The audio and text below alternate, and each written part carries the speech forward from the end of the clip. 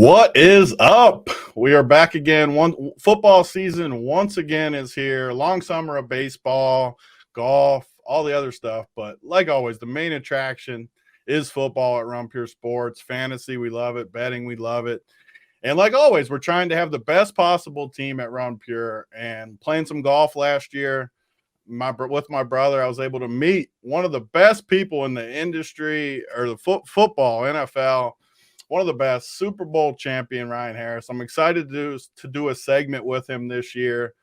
But first, if you need any financial advice, I want you to check out, sponsored by Premier Mortgage Resources. If you're looking for a purchase or refinance in Colorado, Arizona, or Minnesota, Ryan and his team are the best possible resources for that. They want to help you with your transaction.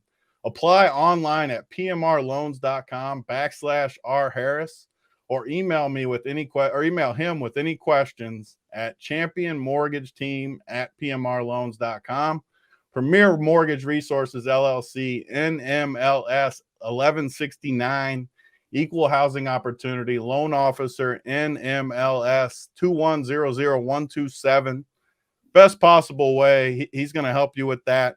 But let's dive in to football, Ryan. First of all, I'm excited to have you on. Super Bowl champion, best-selling author, involved with the Notre Dame program as well, father of three. I mean, what else are you doing? You're always and speaking across the country from what I've seen, right? You're doing all these speaking transactions. Yeah, I love being a keynote speaker. I'm trying to sleep, Tony. I'm trying to sleep, but football season is here, and that means all hands on deck. So thrilled to join you this year, though, brother. Thanks for the offer, and looking forward to helping some fans understand what's going on in the trenches. I love the setup back there, the Notre Dame setup, Broncos setup. I seen that ring too. We had you in the header. You sent me over a picture of the ring. You got it on right? There's no way. I don't have it on right now. No, it's at the G5 classified location, but maybe I'll bring it next week for you. Maybe I'll bring it next week for you, brother. Sometimes you just got to show it off. But what we're going to do this year, we talked. I've seen a lot of the edge pieces around the industry talking about trenches. Everyone needs to know, like, the top plays each week. We're going to go a different angle, though, here with a guy that's been in the trenches in the NFL, in Super Bowls, in big games. He's going to help us break down some of the people coming in, the top matchups each week. It's not going to be a long segment, but we're going to break down some edges each week and kind of see where it'll go throughout the year. If you guys have anything you want to hear from him, definitely let me know. First week, so we'll see where it goes, but it's going to be fun. So what do you got, Ryan? Well, first, let's just start with some of the big additions in the offseason. And defensive line-wise, there was none bigger than Von Miller going to the Buffalo Bills. Von Miller just a half sack away from setting the Super Bowl sack record. He believes the best chance to win another Super Bowl is at Buffalo. That was a huge signing that's going to give additional possessions to Josh Allen. So if you've got anybody on the Bills roster or you have an opportunity to snag somebody, do it. I love Gabe Davis. Of course, Stephon Diggs is there. But Josh Allen and company will get a couple more chances because they got Von Miller. I love it, too, right out of the gate.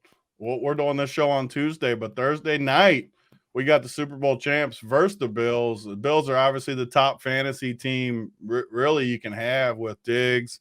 McKenzie's a sneaky play, too, that we've seen in all the best balls. They're looking to get him more involved. I still think Crowder could even have a little bit of a role in that offense, even though he hasn't looked great through training camp and stuff. But I agree with you. The Bills are going to be a fun team this year. What else? And that team they're going against, the Los Angeles Rams, they're in for the top three signing as well because they kept Aaron Donald. The man was looking at retirement.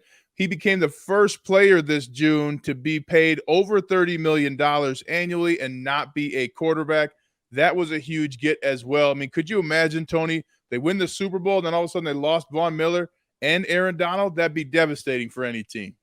Yeah, I mean, we saw in the Super Bowl alone, Aaron Donald should be paid like a quarterback.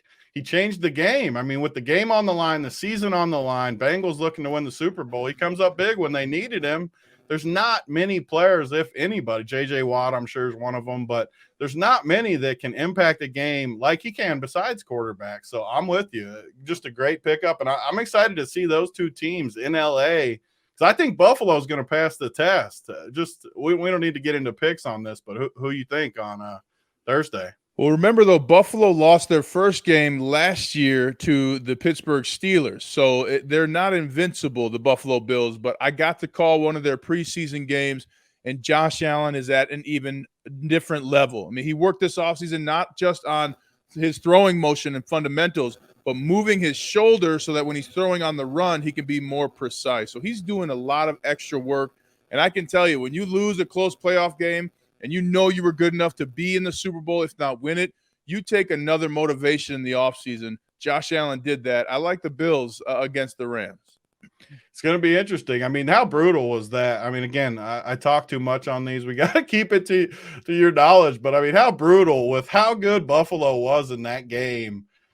Just an insane finish to the season. It had to stick with him. It's got to be driving him to have a big season this year, without a doubt. Well, and the thing is, too, Sean McDermott, he has to do a good job as a head coach of keeping the team together, because really that game was lost by the coaches. If anybody doesn't remember, at Kansas City, Bills, Chiefs, not only do you get a 4th and 13 touchdown throw by Josh Allen to Gabe Davis, but those coaches punted to Tyreek Hill twice in the fourth quarter. The first time a penalty got called, and they had to re-kick it. If I was a leader on that team, Tony, I'd have grabbed my special teams coach and said, if you kick that man the football, you and I are going to have problems. Do not kick to Tyreek Hill like that. You probably win that game. And then, of course, having off coverage with 13 seconds left against Patrick Mahomes, that was a coach's error. And for all those watching and listening, if there's a score 5 points or less that a team loses in the NFL, typically that's on the coaches.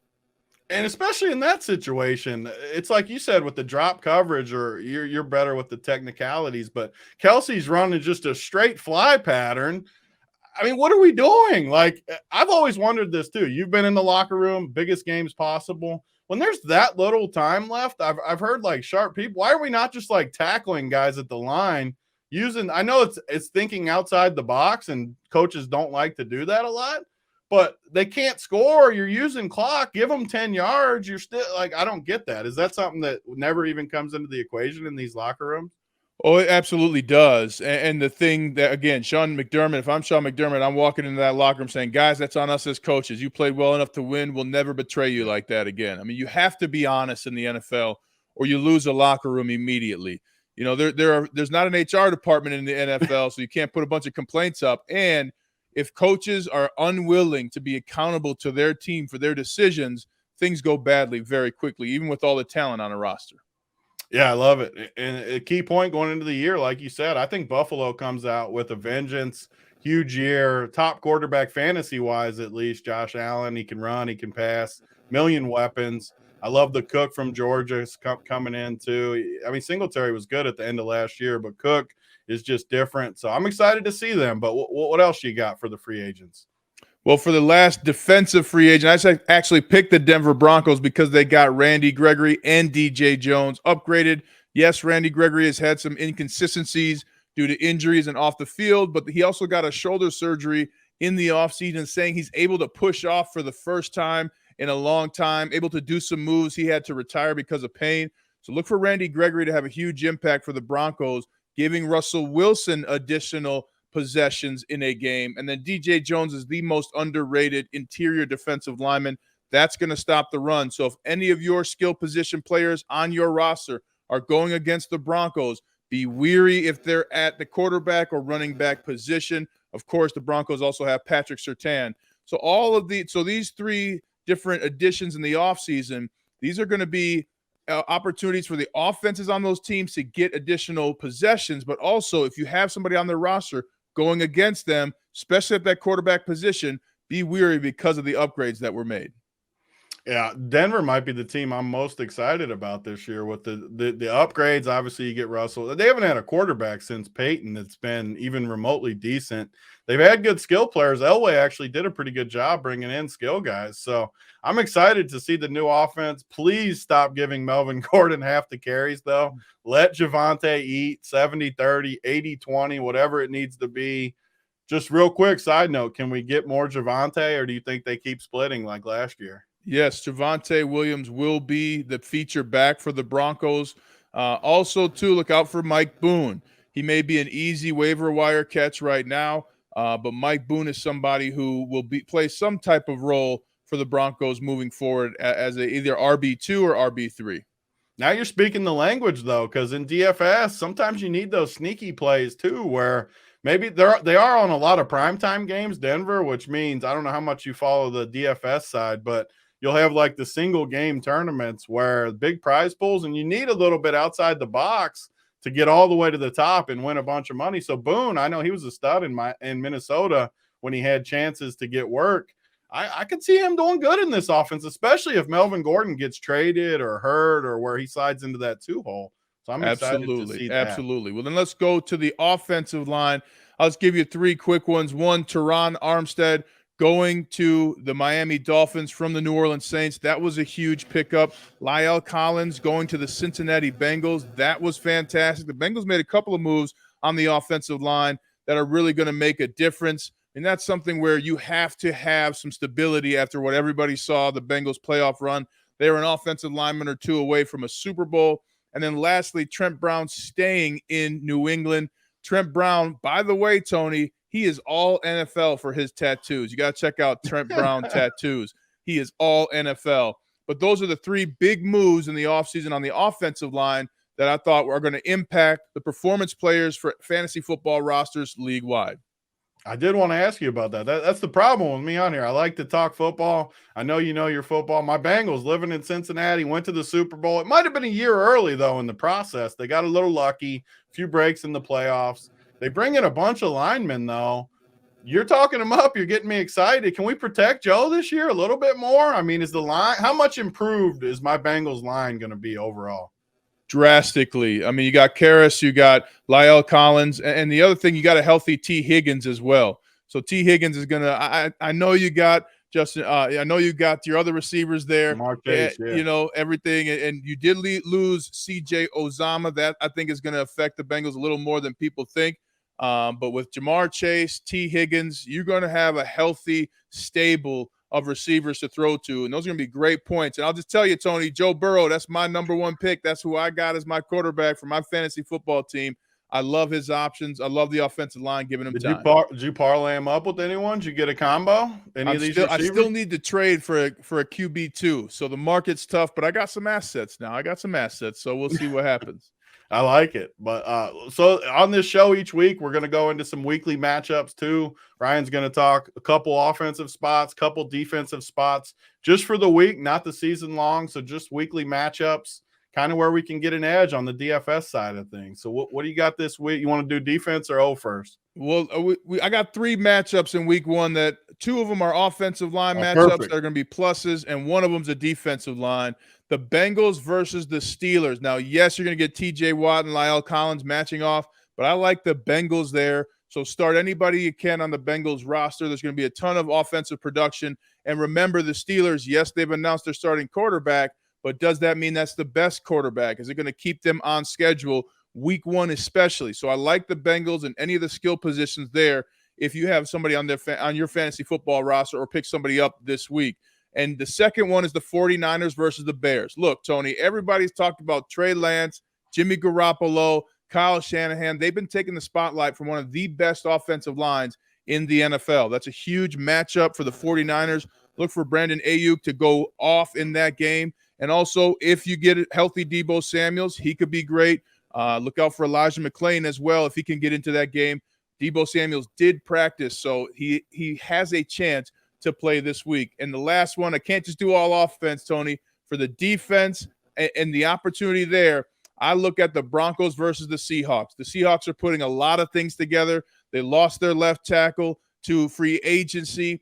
I think that Broncos defensive line is going to be healthy and rested with Bradley Chubb, Randy Gregory, and DJ Jones. Those guys are going to wreak havoc on the Seattle Seahawks. So be leery, Seattle Seahawks. Anybody with a Seattle Seahawks offensive player on their roster, I don't think there's going to be a lot of production for them week one. Yeah, I mean, just a couple great takes from you. First of all, just with the defense, Seattle's going to be a total dumpster fire. I mean, they lose Russ.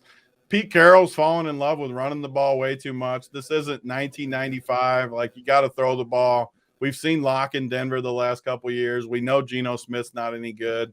it's going to be a disaster. And like you said, Denver's a great spot to attack.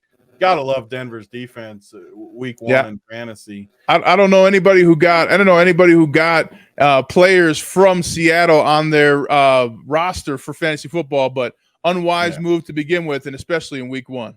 Yeah, I mean, it's going to be and it's nice too because it's in Seattle, so it's kind of sneaky a little bit. Everyone knows Seattle has a great home field advantage, the 12s, like they say, but on the road, people might not take Denver as much, and I'm all in with you.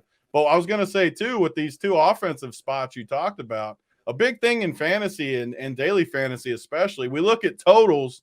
We like to see high totals. Both of these are a little bit of sneaky spots though for week 1, where Bengals total looks like it's mid 40s and San Francisco low 40s with that team. So I think 2 sneaky spots you brought up in a great way for people to attack both of those. I mean, San Francisco is the best running game in football. I don't believe in like building around that these days, but they're the one team that could do it. We've seen it. I mean, they went into Green Bay, took out that loaded Packers team last year, and it was a weird game. Sure, it was cold, it was windy, it was all that. You still got to get the job done. You got to make plays, though.